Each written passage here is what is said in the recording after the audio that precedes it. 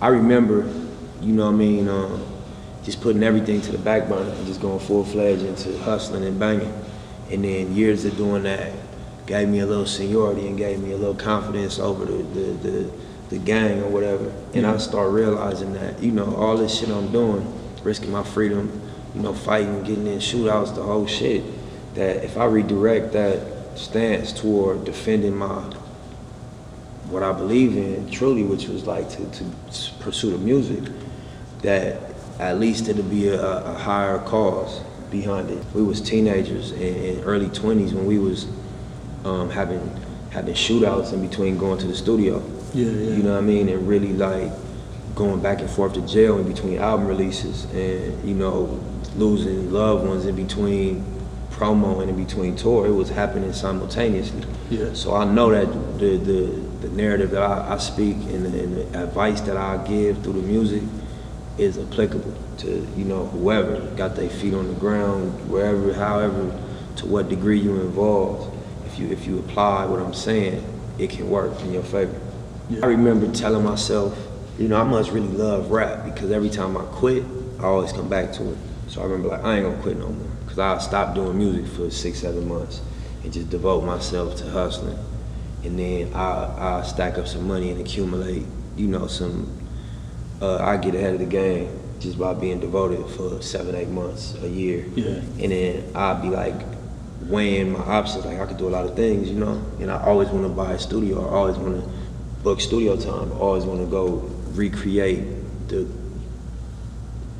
environment to make music. I remember also, just to that point, like planting seeds and then reaping the benefits later. I remember like really being committed and being really pure with my energy, and I was just only doing music.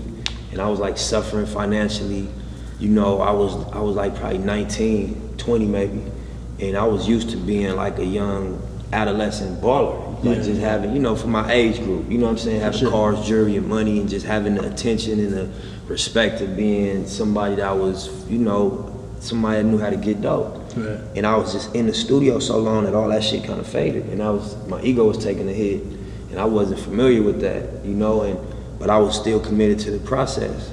And then, you know, the police raided the studio and took all the equipment and put a gun on me that was in the house, a shotgun. It was a registered shotgun, but I was on probation for a gun.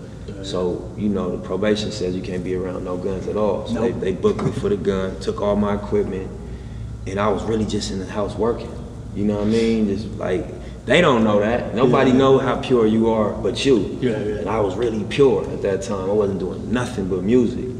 And I'm like, damn, you know, like I was confused. Like, where does the good karma pay off at? You know what I mean? Where does this shit come back around at? Cause I was real committed. My money got short. That ain't stopped me. You know, like I said, how I was being viewed changed. People kind of like act like I fell off a little bit, and I still stayed committed. And then on top of all that, I got raided and they took all my equipment, and they put a new case on me. I was just confused about it. And I remember like questioning everything, like, damn, I don't really have no part of the game that braced me for that. I don't have no mantras that I remember hearing or nothing I grew up around. I ain't had no answer for that one. But, you know, it kind of discouraged me for a long time. But I had accumulated so much music. But from when I got raided, I stopped really recording every day and got back into hustling full time, because I'm like, I gotta fight a case now, and I need a lawyer, and I can't even really afford to sit in the studio like that.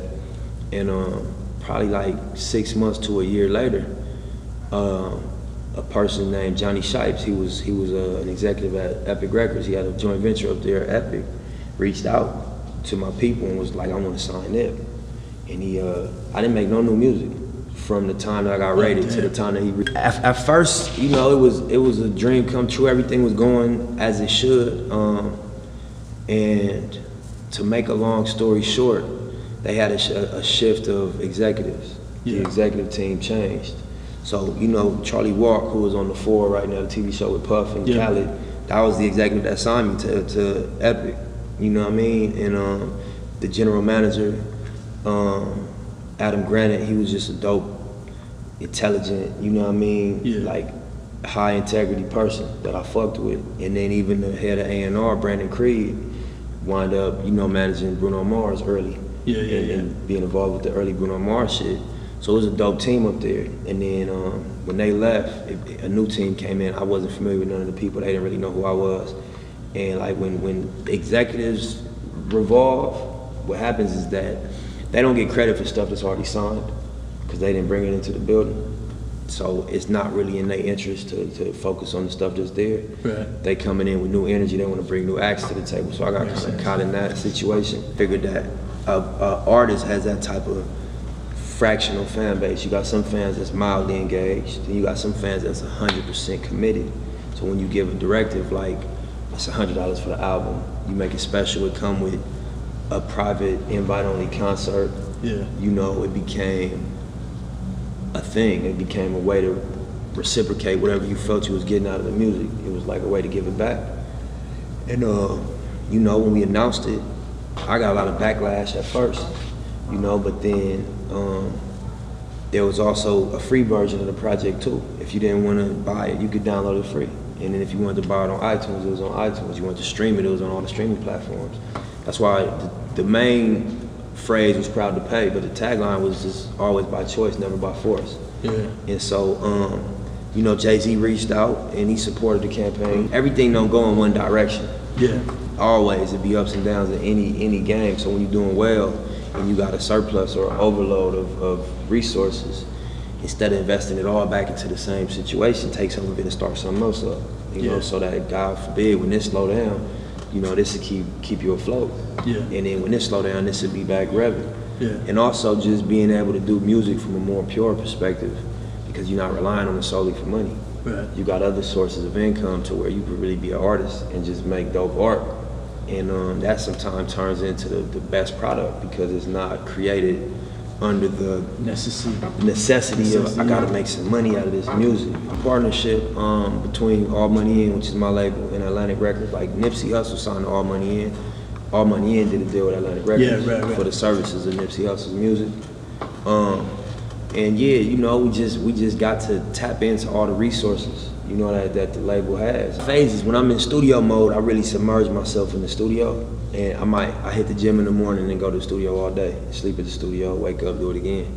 Right now we in album prep. We rolling the album out, so I try to hit the gym as much as I can. I went this morning, but before that I missed a couple weeks. Yeah. But work the calendar, because there's so much on calendar when you come to releasing a product that you just gotta be ready to just, bang out everything on the agenda every day. Yeah. And then end of the night, prepare for the morning, unwind.